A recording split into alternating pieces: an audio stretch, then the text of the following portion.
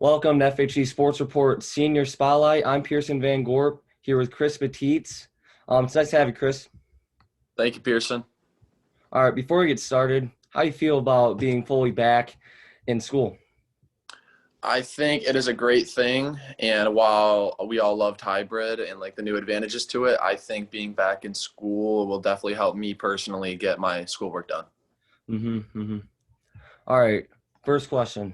As a senior, what did it mean to have a season with all these COVID protocols?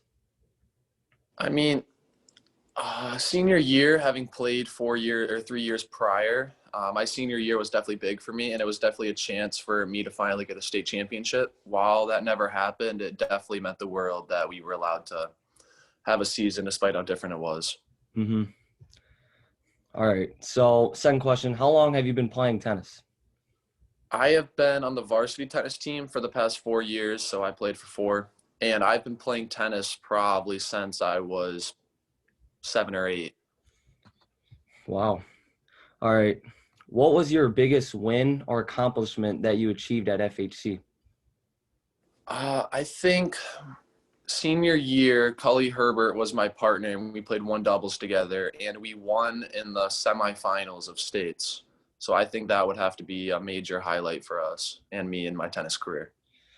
Yeah, that's pretty huge. Semis.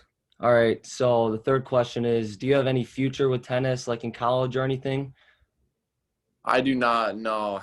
High school will be the cap of my tennis career.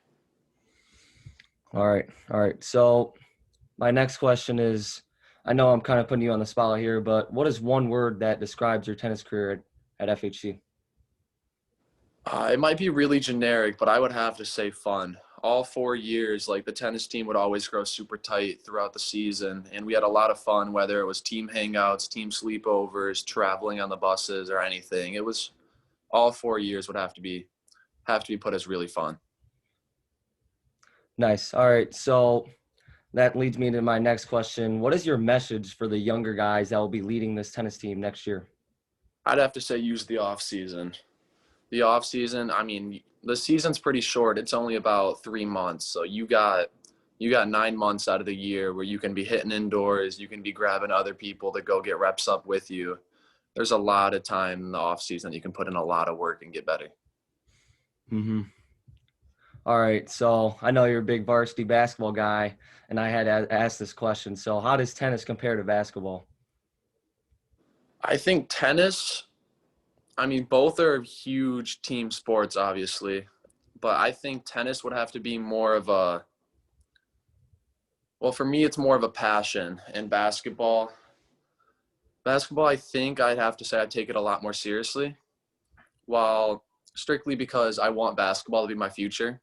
And I just love the physicality that basketball provides me, where tennis, it's more competitive, but basketball, the physicality is what got me hooked. Mm-hmm.